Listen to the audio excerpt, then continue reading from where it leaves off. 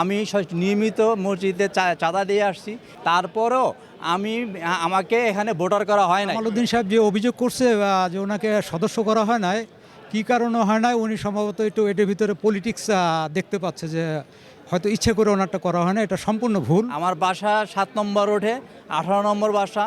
আমি নিয়মিত মসজিদে চাঁদা দিয়ে আসছি এবং আমি 3 নম্বর মসজিদ, আরেকটা মসজিদে আছে 3 নম্বর রোডে, আমাদের 12 নম্বর সেক্টর, সেখানকার আমি একজন মাসিক নিয়মিত চাঁদা দিচ্ছি এবং আমি এখানকার কল্যাণ সমিতির ভোটার এবং স্থায়ী বাসিন্দা।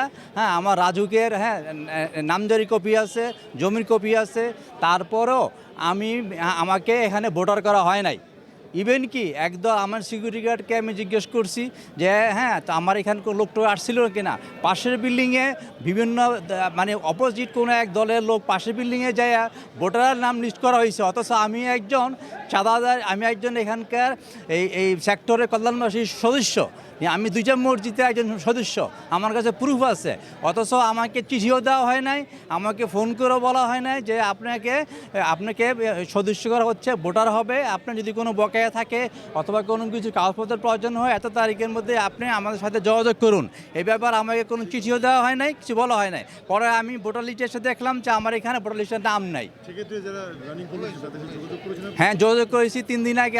আমি যদি মসজিদে নিয়মিত আসি না, ওনাকে আমি ফোন করেছি, উনি বলছে যে আমি ব্যস্ত আছি, বললে জানেন। শুধু আমিই না, এক ভদ্রলোক এখানে আছে, আপনি জিজ্ঞেস করে দেখতে পারেন। উনি গত 20 বছর যাবৎ এই মসজিদের কমিটির মেম্বার আর সদস্য, উনি নিয়মিত চাঁদা দিচ্ছেন, ওনাকেও পর্যন্ত মেম্বার বানানো হয় নাই।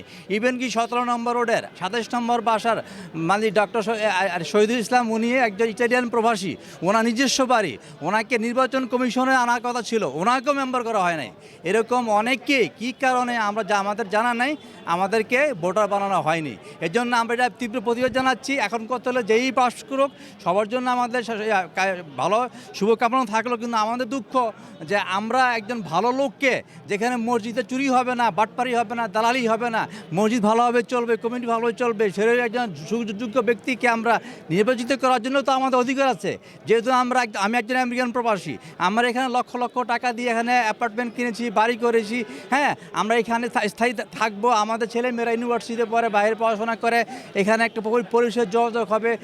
আমাদের সাথে সেই হিসাবে এরা কেন করলো না আমাদের কোনো জানা নাই। তো এরা আমরা আপনাদের কাছে অনুরোধ জানাচ্ছি যে এই বিষয়ে যেন ওনারা কার্যকর ব্যবস্থা নেয়, ভবিষ্যতে যেন এই ধরনের যেন ভুল ত্রুটি না হয়, সে ব্যাপারে যেন ব্যবস্থা নেওয়া, এটা আমার অনুরোধ। কামালউদ্দিন সাহেব যে অভিযোগ করছে যে ওনাকে সদস্য করা হয় নাই, কী কারণে হয় নাই, উনি সম্ভবত একটু এটার ভিতরে পলিটিক্স দেখতে পাচ্ছে, যে হয়তো ইচ্ছে করে ওনারটা করা হয় না। এটা সম্পূর্ণ ভুল।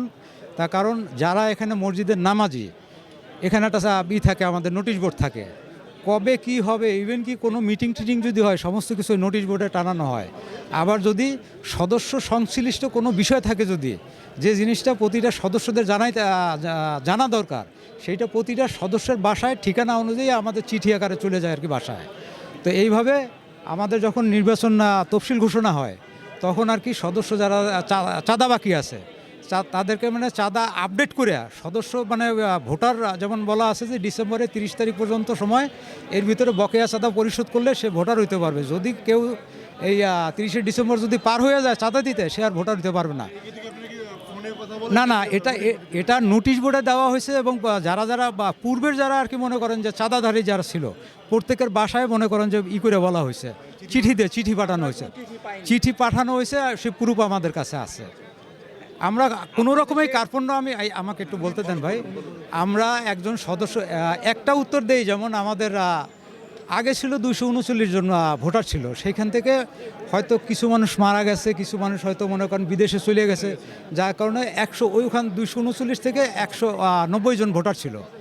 এরপরে এই বছর আবার মনে করেন যে যখন আমরা বলছি যে ভোটার হওয়ার জন্য কে ভোটার হবেন, এইভাবে এখন আজকে আপডেট যারা ভোট দিচ্ছে 774 জন ভোটার। এখন এই যে নতুন এতগুলো ভোটার হলে, এটা যদি মনে করেন টোটাল সেক্টরে একটা সবাই জানে, কারণ এই ভাই যে কী কারণে জানতে পারলো না, হয়তো কোথাও ছিল নাকি কোনো একটা মিসকমিউনিকেশন হয়েছে কোনো জায়গায়, যে ইনফরমেশনটা ওনার কাছে যায় না। এখানে হলে জাস্ট বকেয়া চাঁদাটা আপডেট থাকতে হবে নির্বাচনের ক্ষেত্রে। আপডেট থাকলেই মনে করেন সে ভোটার হতে পারবে। আমার নাম হলো মোহাম্মদ কামরুজ্জামান। আমি 7 বছর ধরে এখানে গত 3টা কমিটিতে আছি, আমি নির্বাহী সদস্য হিসাবে। আর এবছর আছি আমি সহকারী অর্থ সম্পাদক পদপ্রার্থী।